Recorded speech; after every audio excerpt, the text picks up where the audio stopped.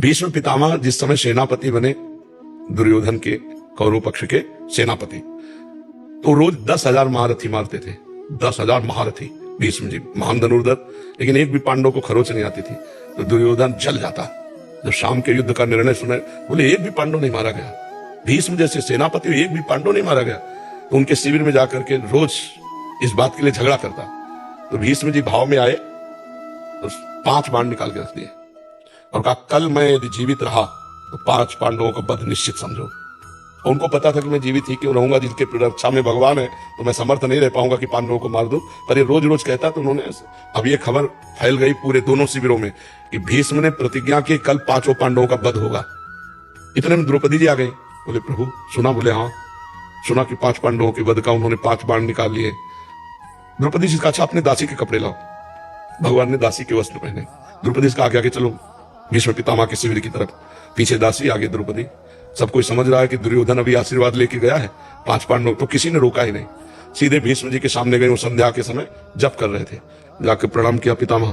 तो उनको भी यही बात समझ में आई कि दुर्योधन की पत्नी आई है। दुर्योधन की पत्नी आई क्योंकि दुर्योधन अभी गया कह करके। तो हम 5 पांडवों के वध का प्रण किया, तो प्रसन्न होकर बताया होगा, तो उसकी तो उनका सौभाग्यवती भाव। संध्या का समय था।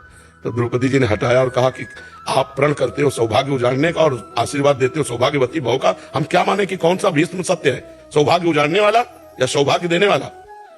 भीष्म जी का माला छूट गया। उनको वो कहा जो तुम्हें यहाँ लाया है, क्योंकि इतनी चतुराई से तेरे को यहाँ तक इस समय पहुंचाना केवल उसी का कार्य है। भीष्म जी खड़े हो गए और देखा तो दरवाजे में दासी बने खड़े थे भगवान। भीष्म जी ने जब देखा तो कहा, बेटी तेरे सौभाग्य को कौन उजाड़ सकता है? हम जैसे सैकड़ों भीष्म तो भी नहीं उजाड़ सकते, जिसका रक्षक ये गोविंद तुम्हारे लिए दासी बन के आया है, तुम्हारे पद। तो भगवान से कहा, मेरा प्रण तो तुम तोड़ दिए, लेकिन तुम्हारा भी प्रण तोड़ूंगा कल।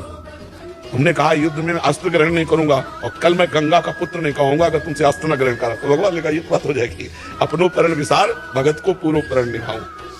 फिर भगवान से कहा कि प्रभु अगर जीवित रहा तो मैं बाण संधान करूंगा पांडवों के ऊपर। तो आप ये करना कि जब ही मैं युद्ध क्षेत्र में जाऊं कल, तो सामने शिखंडी को खड़ा कर देना। शिखंडी आज भी मेरी दृष्टि में अंबा है, और मैं स्त्री पर कभी बाण नहीं चलाता। इतने में अर्जुन से कह देना मुझे बाणों की सैया पे सुला दे। अब भगवान लौट करके आए तो देखा पांडव चैन से सो रहे हैं। तो पांडवों को जगाया, उनका भीष्म ने प्रतिज्ञा की है 5 पांडवों को मारने की। बोले हाँ पता है। बोले तुम चैन से सो क्यों रहे हो? बोले जिसके तुम रक्षक हो तो चैन से हम सोए, आप खुद व्यवस्था करो। तो समझ लेना, अगर भगवान का भरोसा है तो चैन से सोओगे, वो व्यवस्था खुद कर देंगे।